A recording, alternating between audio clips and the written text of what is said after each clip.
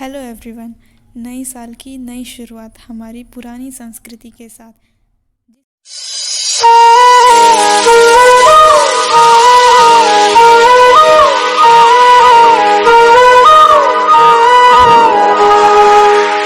इस स्क्रीन पर चल रही वीडियो को देखने के बाद मैं आप सबसे सिर्फ यही पूछना चाहूँगी कि क्या कमी है इस भारतीय संस्कृति में जो हमें अंग्रेज़ों की संस्कृति को अपनाना पड़ रहा है। क्या कमी है सूट सलवार कुर्ते साड़ी और पोशाकों में जो हमें शॉर्ट्स और बिकनी का सहारा लेना पड़ रहा है।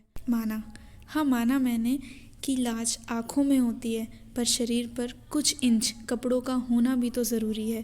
अगर उछालनी है इज्जत तुम्हें यूँ सरेआम बेहुदा कपड़ों में, तो फिर क्या लड़कियों का शिक्षित होना ज़रूरी है? सिर्फ एक यही सवाल है मेरा। ऐसी कौन सी शिक्षा है जो तुम्हें संस्कृति से दूर ले जाती है?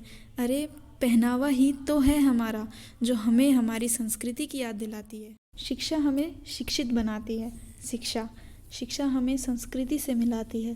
तो फिर आज की जनरेशन क्यों इसी संस्कृति को ओल्ड फैशन बताती है? क्या बड़े बड़े स्कूलों में संस्कृति को लेकर यही शिक्षा दी जाती है?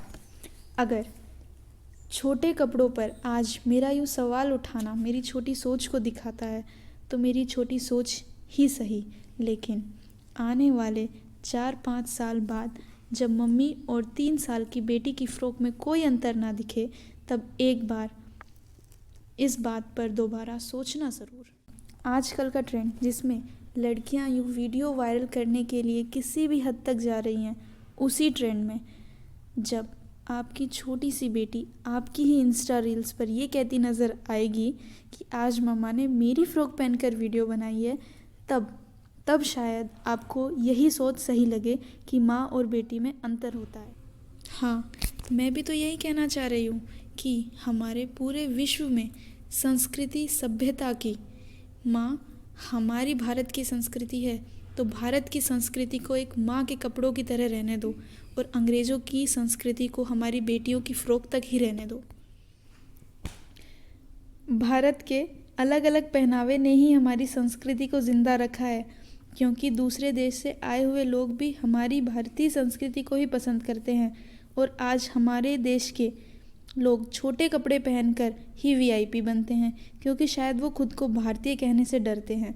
अपनी संस्कृति में जियो और अपने भारतीय होने पर नाज करो, क्योंकि औरत की सुंदरता कपड़ों की मोहताज नहीं होती, और अगर होता दम फिरंगियों की संस्कृति में तो भारतीय संस्कृति जिंदा आज नहीं होती। पुराने समय में औरतें पुरुषों के साथ रणभूमि में भी लड़ी हैं। शिक्षा हो या खेल, महिलाएं पुरुषों के बराबर खड़ी हैं। फिर क्यों सिर्फ हमारी ही जनरेशन बेहुदा कपड़े पहनकर यूँ लाइक्स के पीछे पड़ी हैं? So at last, thank you guys, keep supporting. जय हिंद, जय Bharat. Present by the one and only Sheetal Bhati.